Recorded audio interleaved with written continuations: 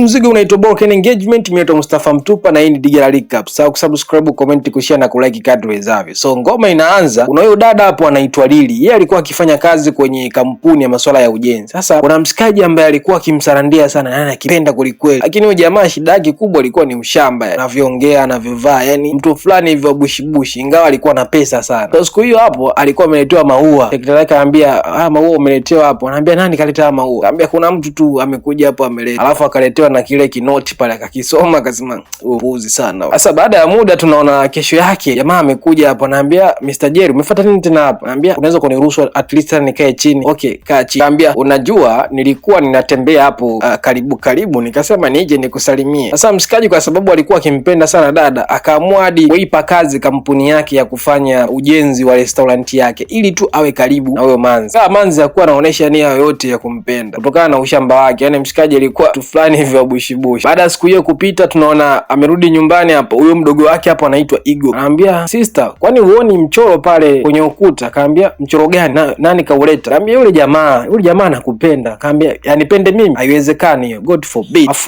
Afuakwa. God forbid. Mungu aniepushe na maswala. Unaona jamaa anavyozungumza kwa anavyoongea. Yaani yule jamaa ni shamba. Siwezi kuwa naye yule. So siku nyingine anakuja ofisini hapo, anakuta tayari mshikaji ameshafika. Anamwambia, "Wewe Mr. Jerry, vipi? Mfuata nini hapa?" Maka simama sana, please basi nipe hata hug. Hebu nikushetu kumkaribu, kaa chini pale. Jamaa kama amekaa chini ananiambia, "Kwa umefuata nini leo?" Anambia, "Nilikuwa napita kwenye neighborhood nikaamua nije nikusalimie." Anambia, "Mr. Jerry, mbona umekuwa ukitembelea sana? Yaani kila siku unapita kwenye neighborhood. Niambie una shida gani? Unataka nini kwangu?" Jamaa akafikiria pale akamwambia, "Okay, I like nakupenda." Akamwambia, "Mr. Jerry, mimi sikupendi. Mimi siwezi kuwa na wewe." Anambia, "Shida nini kwani? Yaani kwa nini wewe huwezi kuwa na mimi? Mimi nina kasoro gani? Lakini unajua Lili nakupenda sana." Sasa mshikaji akawa amerudi nyumbani na mawazo sana, akampigia mama yake akamwambia kwamba mama bwana, huku yule mwanamke ambaye nilikuambia ninamsalandia leo ameniambia kwamba anipenda. Tobi mkubwa akawa anampa moyo, anamwambia bwana, kila kitu kinawezekana, wanawake ndo walivyo, sisi ndo tulivyo, maisha yetu yapo hivyo, hatutaki kukubali kirahisi kwa sababu utaona kama ni watu fulani hivi cheap, lakini huyu anakupenda. Yani wewe endelea kujaribu kuongea naye, jaribu kumshawishi kadri wezavyo kuhakikisha kwamba mnatoka pamoja. Sasa siku hii dada yupo ofisini hapo, amekuja huyo sekretari wake akamwambia, bwana, kuna kampuni ambayo inataka kufanya kazi na sisi na CEO wao amekuja, kwa hiyo anahitaji kuonana na wewe. Akamwambia okay, mruhusu aingie ndani. So baada ya kuingia ndani huyo CEO, dada akawa ameshtuka sana. Nini kinaendelea hapa? Aiki, hello Lili, unafanya nini kwenye ofisi yangu? Unafanya nini kwenye ofisi yangu? Kaambia sekretari, yani siku nyingine iki kiumbe ukikiona usije ukakiruhusu kiingie ndani ya ofisi yangu kabisa. Mshikaji kana anambia, jamani,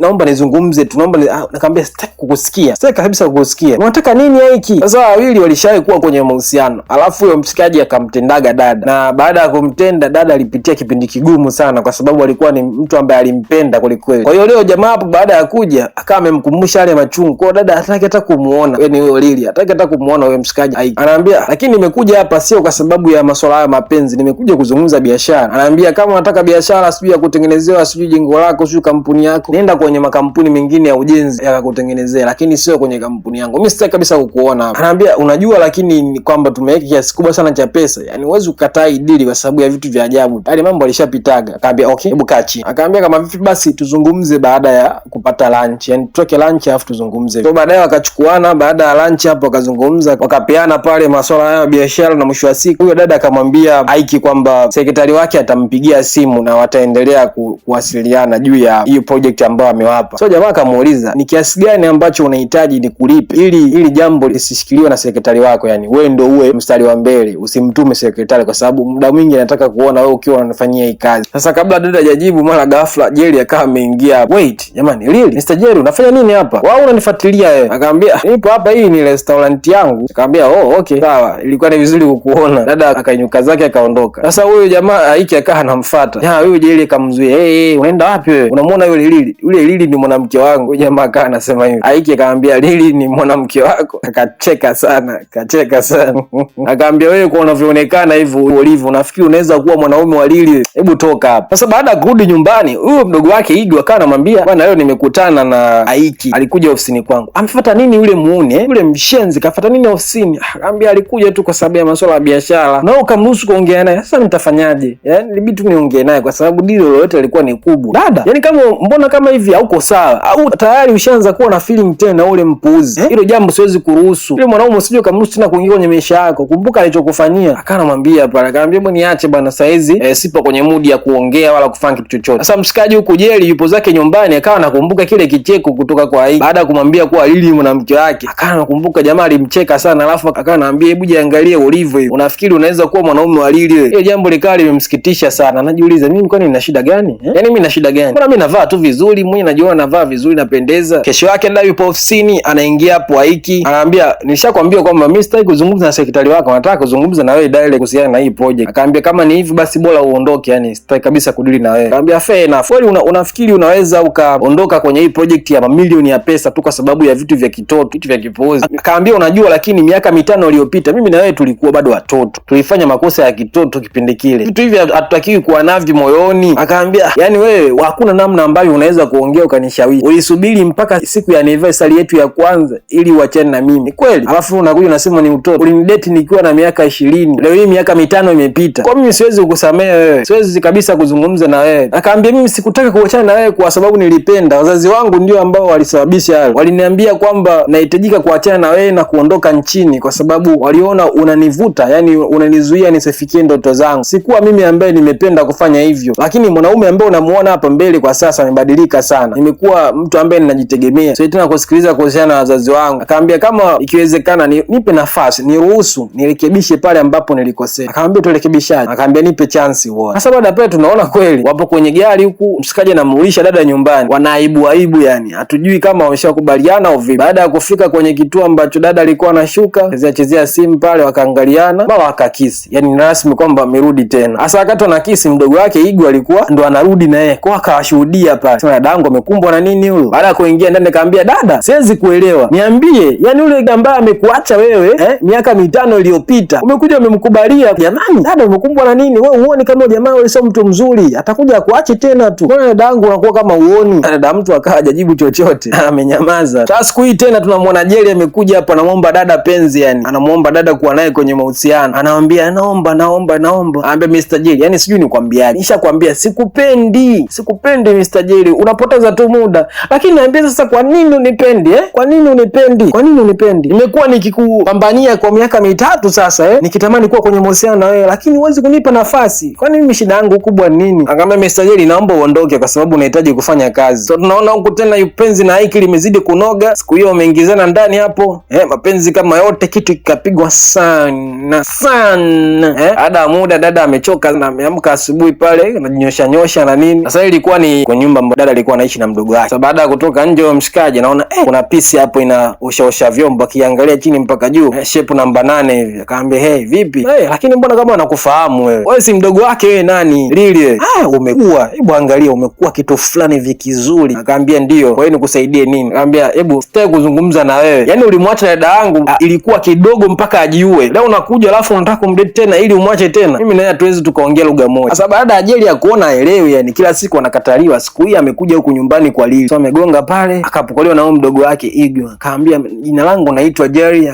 Nishasikia sana kuhusu wewe. Tafadhali kaa chini. Sasa wakati unazungumza pale, mara ghafla huyo Lili akawa ametokea hapo, anaambia wewe umeipataje nyumba yangu? Akaambia umeipataje nyumba yangu na kuuliza? Akaambia nakaa tu nyumba 3 kutoka hapa na nyinyi, sikae mbali sana, mimi ni jirani yenu. Akaambia ni wewe Igu, alafu siku nyingine nisione ukifungua mlango. Huwezi kufungua mlango tu kwa kila mtu, ili jambo silitaki. Sasa Igu akaniambia samahani kakaangu, nisamee sana kwa kile ambacho amekifanya, najua hatakiwi kufanya hivi. Akaambia lakini hebu niambie ukweli, nini kinaendelea? Naweza nikakusaidia, niambie tu ukweli. Anaambia wewe miaka 3 iliyopita baada ya kurudi kwenye hii nchi nilimuona dada yako kwa mara ya kwanza, na baada ya kumuona nilivutiwa naye sana, nilivutiwa naye mno, na tangu hapo nimekuwa nikijaribu kufanya kila kitu ambacho ninaweza. Nimewapa project ya kutengeneza restaurant yangu ili niwe karibu na dada yako nimenunua hadi nyumba karibu na nyumba yenu ili niwe karibu na dada yako. Nimefanya kila kitu kinachowezekana, lakini dada yako amekuwa hanitaki, yani hataki kabisa kuwa kwenye mahusiano na mimi, na amekuwa akisema kama mimi ni mshamba, sijui kuvaa vitu ambavyo hivi naweza kujirekebisha. Aniambie tu vile ambavyo anahitaji, mimi nitafanya chochote kwa sababu yake. Akaambia unajua nini, yani hiyo vitu ambavyo unafanya vinaonekana ni kama obsession, yani umekuwa tu obsessed, yani umekuwa na uhitaji mno na dada yangu kiasi ambacho ni kama mtu anaweza kukufikiria labda wewe ni muuaji pengine unataka tu uinae kwenye mahusiano alafu utoe roho yake. Jamaa akasema afu akwa God forbid useme tena maneno hayo jamani, mimi siwezi kumuua yeye, nampenda dada yako, nampenda sana. Akaambia niambie nifanye nini ambacho kinaweza ikamvutia ili awe kwenye mahusiano na mimi, na unajua kwetu sisi waga tucheleweshi mambo, yani akinipenda tukipendana hapo hapo namuoa, sitaki kusubiria. Huyo dada Igo akamwambia inahitaji tuwe mpole kwake, hiyo itasaidia zaidi kumfanya awe karibu na wewe. Sasa baada ya muda kupita, mahusiano akaendelea kati ya dada hapo Lili pamoja na Aiki, lakini ikafikia hatua sasa mshikaji akawa hapokei simu wala ajibu meseji za dada. Dada kila akipiga ni haelewi, yupo kazini hapo anampigia simu mshikaji hapokei, yani imekuwa ni hivyo. Akaja sekretari yake akamuuliza, vipi, ushasikia chochote kuhusiana na Mr. Aiki ambao wale wametupa project? Akaambia tangu wiki iliyopita sijawahi kusikia chochote kutoka kwao, yani hakuna meseji, hakuna simu waliopiga, yani hamna chochote. Kwa hiyo sijui kuna shida gani, lakini ndio hivyo. Akaambia sawa, tuachane nao. Dada amerudi nyumbani na mawazo sana, chakula kile anakichezea. Mdogo wake kaambia, una shida gani dada? Niambie nini kimetokea? Akaambia hamna shida, niambie mara yako ya mwisho kuongea na Aiki ilikuwa lini? Akaambia sijui ni wiki iliyopita. Ndugu wa mtu akaambia, he dada, unaona nilikwambia, sitaki nikulaumu, lakini nilikwambia huyu mwanaume hawezi kubadilika. Ni type ya wanaume ambao ni wachezeaji tu wanawake. Mwangalie Jeli anakupenda sana, lakini hujawahi kumpa nafasi. Unawapa mwili wako, unawapa nafasi watu ambao hawana kabisa huruma na wewe. So vizuri. Pale Igo usiku sasa akampigia simu Jeli, akaambia niambie kila kitu kipo sawa Lili yuko sawa? Akaambia kila kitu kipo sawa. Yule jamaa ambaye alikuwa kwenye mahusiano na Lili ni rasmi sasa amemwacha dada yangu. Kwa hiyo hii ni nafasi yako. Nafasi yako ya kuamua ikiwa unahitaji kuingia kwenye mahusiano na dada yangu au la. Yaani ndio muda, kwa sababu ameachwa. Kwa hiyo ana mawazo sana. So kweli mshikaji kesho yake akawa ameenda ofisini kwa dada, akamwambia Lili, nimekuja hapa, bado wimbo wangu ni ule, nakupenda sana. So Lili akamwangalia mshikaji, mwisho akamwambia okay sawa, wewe umesema unanipenda sana Sasa sikiliza, nimekubali kudate na wewe, lakini kwa sharti moja. Nitakupa vitu ambavyo tunatakiwa kufanya na vitu ambavyo tutakiwa kufanya, na kuandikia hapa kwenye karatasi. Hivyo ndivyo ambavyo tutakuwa tunaishi. Akamwambia nigee tu, mimi sina shida kabisa, nigee kwako mimi nitafanya chochote. Sasa baada ya kumwandikia pale, mshikaji ametoka nje na ile karatasi, anaambia hebu angalia vitu kibao ambavyo Lili ameniandikia, ni ambavyo natakiwa kufanya na ambavyo sitakiwi kufanya. Hebu angalia, ameniambia kwamba tukiwi kukisi barabarani, hii sawa, ama kwenye sehemu za wazi, hii ni nzuri, sawa, hii nitafanya. Lakini pia ameniambia nivae vizuri, akamwambia hii sawa, pia nitavaa vizuri. Akamwambia pia ameniambia kwamba inabidi niwe naongea vizuri, yani nisiongee kama hivi ninavyoongea, hii sawa, nitajaribu kufanya hivi. Hii nyingine hii nasemaje, yani hakuna sex kwenye mahusiano yetu. Hii mbako hii siwezi kuikubali, hii haipo sawa kabisa, siwezi kukubali Lili, hapa hamna hii. Sasa baadaye mshikaji akampigia bi mkubwa, akamwambia mama, yule binti amekubali kunidate na mimi, lakini amenipa vitu ambavyo tunatakiwa kufanya na tutakiwa kufanya. Mama akamwambia yani wewe, yani mwanamke amekupa vitu ambavyo tunatakiwa kufanya na tunatakiwa kufanya, yani yeye anajikuta nani hasa wewe mwanangu, mbona una pesa, wewe ni tajiri, mbona una pesa tajiri, alafu utakiwa kuandafia hivyo mwanamke? Kila mwanamke ambaye utamhitaji wewe una uwezo wa kumpata. Kwa hiyo unakuwa hivyo, usikubali ya kuendeshe kiasi hicho, usikubali hata kidogo. Akamwambia mama, hamna shida, huyu mwanamke mimi nampenda, mimi nitafanya chochote kile ambacho yeye anahitaji. Sasa siku hii akawa amekuja nyumbani kwa Lili hapo Yojeli. Lili ameshuka hapo, naambia wewe umefuata nini hapa nyumbani? Akamwambia nilisikia kwamba mchumba wangu anaenda kufanya inspection, yani kufanya ukaguzi kwenye jengo, kwa hiyo nikaamua nije nimsindikize. Akamwambia okay sawa, hebu twende. Kwa akamchukua pale, wakawa wapo njiani hapo. Wakati unaachana hapo, mshikaji akamwambia dada, hivi ikiwezekana kwa nini kesho nisikutoe out, kwenda tukapata chakula pamoja hivi tukazungumza zaidi? Akamwambia sijajua, lakini nitaangalia, nitafanya kadri ninavyoweza ili tukutane. So mshikaji akawa amefurahi sana pale. So ameagiza nguo. Sasa baada ya kuagiza nguo, akaniambia kabisa nipate nguo za kitakish, yani za kidesign fulani hivi nzuri. So hapo ameletea hizo nguo, lakini ameziangalia akawa hajazipenda. Anaambia nilikwambia unipe nguo fulani hivi za kistyle, wewe umeletea kitu gani hiki? Lakini hakuna namna, inabidi avae hizo. So tunamwona huko dada naye anajiandaa. Baada ya kujiandaa, ameenda kukutana na mshikaji. Mshikaji amevaa kitu cha ajabu. Akaambia ni wewe umenileta hapa ili uje kunidhalilisha? Hebu angalia ulichovaa, angalia ulichovaa. Hivi kweli yani unatoka out umevaa hivi vitu? Hii mbona iko sawa? Dada hata hajakaa chini, ameondoka, hajazungumza naye pale. Sasa amerudi nyumbani kwa anaambia mdogo wake, yani unajua yule mwanaume, yani amenichukua mimi ili kwenda kunidhalilisha kule. Nimemfanyia nini mimi? Yani amevaa kitu cha ajabu, kitu cha ajabu. Akaambia dada kaa chini. Akaambia siwezi kukaa chini, wewe zungumza tu. Akaambia dada, mimi na wewe pia tunafahamu kwamba Jeli ni sio mtu ambaye anaweza kuvaa vizuri. Hicho ni kitu ambacho kinajulikana wazi. Ilitakiwa uongee naye kwa upole, umueleweshe, umtengeneze vile ambavyo wewe unahitaji awe, lakini sio kwenda kumdhalilisha barabarani. Kwa nini umefanya hivyo? Sio jambo zuri kabisa. Ilitakiwa umwambie tu. Sasa wakati unazungumza pale, mlango ukao na gongo. Hata tunamwona Jeli ameingia na alalamika. Jeli analalamika, anaambia hebu niangalie, nimefanya kosa gani? Lakini shida ilikuwa nini? Eti nimeenda pale amenidhalilisha, ameondoka hata hajakaa chini. Sasa angeniambia tu kwamba bwana umevaa vibaya, nieleweshe vizuri. Kwani mimi nina shida gani? Anaambia nisamee sana, nisamee kwa ajili ya dada yangu, nisamee sana, sikupenda mwenyewe alivyokufanyia hivyo, lakini unajua dada yangu muda mwingine ndo alivyo. Anaambia unaona hii tai, sijawahi kuvaa tai kwenye maisha yangu, lakini leo nilivaa kwa sababu ya Lili, kwa sababu nampenda, lakini yeye amenifanyia vitu vya ajabu. Sasa siku ile ile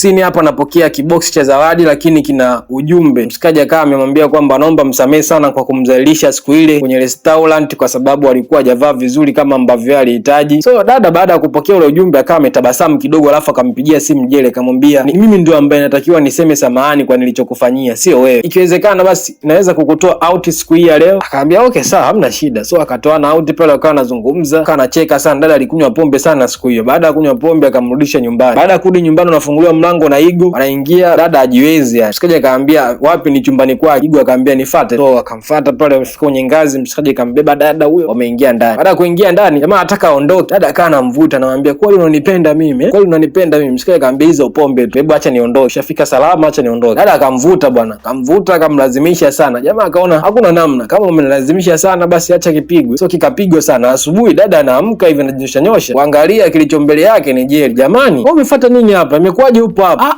Yani wewe umefanya mapenzi na mimi? Anambia naweza nika explain, naweza nika hapana. Nimechukia sana. Kwa nini imekuwa hivi? Hiki ni kitu gani? Akaambia Lili, kweli unaniita mimi kitu yani? Yani umenidharau kiasi hicho? Akaambia yani wewe unasema kabisa uwezi hata siku moja kuwa kwenye mahusiano na mimi au kuwa kwenye kitanda na mimi, kitanda kimoja. Mimi nina shida gani lakini Lili? Mimi nina tatizo gani? Kama ni kwa sababu ya yule jamaa wako yule ambaye amenyoa sijui vizuri yule, mimi pia naweza nikanyoa vizuri, lakini wewe mbona amekuacha pia? Mbona amekuacha? Upo naye kwa sasa? Akaambia usiongee na mimi kama hivyo, naongea na wewe kama hivyo kwa sababu una deserve Lili. Una deserve kuambia ama nini? Sija kufanya kosa lolote, nimejaribu kila ambalo niliweza kufanya, lakini hujawahi kunipenda. Hujawahi kunipenda. Akaambia hivi nilivyo ndivyo ambavyo nivyo. Nimejitahidi sana kubadilika, nimeshindwa. Itachukua hata miaka 200 lakini haiwezekani. Kama kunipenda nipende kwa sababu mimi pia nakupenda. Lakini nilichogundua ni kwamba wewe huwezi kunipenda. Hatuwezi kupendana. It's okay. Na wewe pia huwezi kudeserve mwanaume kama mimi. Mimi ni mtu mzuri kabisa, hatuwezi kuwa pamoja. Yaani mshikaji kalalamika sana siku hiyo, na baadaye akachukua vitu vyake pale kaondoka kwa hasira sana kwa sababu dada alikuwa amemdharau. Yupo zake nyumbani huku mawazo, anaumia juu ya kile ambacho aliambiwa na dada. Na huyo dada naye kumbe tayari alianza kuwa na feeling na mshikaji. Kwa hiyo hapo tunamuona ana mawazo, yani anamfikiria jamaa. Baada ya kurudi nyumbani, huyo mdogo wake Igo akamwambia dada yangu, usije ukaruhusu igo zako zikutawale, zikufanye umkose yule jamaa. Kama unampenda, kama unataka kusamehe, nenda kazungumze naye. Na uhakika atakusamehe, utakuwa naye tu kwenye mahusiano. So kweli siku hii akawa amekuja kwa Jeli hapo, nguliwa mlango. Baada ya kuingia akaambia nimekuja hapa kuongea na wewe. Najua sikufanyia kitu kizuri, nilikuwa nakudharau, nilikuwa nakuona mtu ambaye hufai, lakini nimegundua kwamba ni mwanaume ambaye una deserve kuwa kwenye mahusiano na mimi. Ni mtu mzuri sana kama ulivyosema. Kwa hiyo nakuomba unisamehe kwa yote ambayo yalitokea, tuwe kwenye mahusiano. Mshikaji akaambia sifikirii kama kuna match pamoja, mimi na wewe tunaweza kuwa kwenye mahusiano pamoja. Hicho ni kitu ambacho sikioni, kwa sababu wewe ushaonesha kuwa ni mtu fulani quality, mimi mshamba sina lolote. Kwa sidhani kama tunaweza kuwa kwenye mahusiano. So dada baada ya kuambiwa vile pale akaambia kwa kweli hatuwezi kunisamehe, hatuwezi kuwa kwenye mahusiano. Akaambia dada huyo akaondoka zake. Lakini ameondoka bado anamfikiria mshikaji, anafikiria matukio ambayo jamaa aliyafanya siku ambazo alikuwa akiumwa. Mshikaji alikuwa akija kimkimbilia, kimchukua na mpeleka hospitali. Hivyo ni vitu ambavyo jamaa alivifanya kwa upendo sana, alivifanya bila kusita. Yani mwanaume ambaye alikuwa akimpenda sio leo wala kesho, ni milele. Dada akajifikiria, akaenda tena kwa Jeli, fungua mlango pale huku analia, anaambia Jeli nisamehe sana, najua wewe sio mwanaume ambaye nina deserve kwa sababu wewe ni mtu mzuri, mimi ni mtu mbaya, lakini nisamehe, nipe nafasi tena, usinipe adhabu kama hii. Mshikaji akamuuliza unafikiri hicho ambacho nakizungumza kinatoka moyoni? Mimi ni mtu ambaye unamhitaji, yani upo tayari kuingia kwenye mahusiano na mtu mshamba kama mimi? Akaambia una uhakika? Dada akasema ndio. Pale basi akamkumbatia pale, akamsamehe na maisha mengine akaendelea. So mzigo wetu unaishia hapo. Mimi ni Mustafa Mtupa na hii ni Digital Recap. Usisahau kusubscribe, comment, kushare na kulike kadri uwezavyo.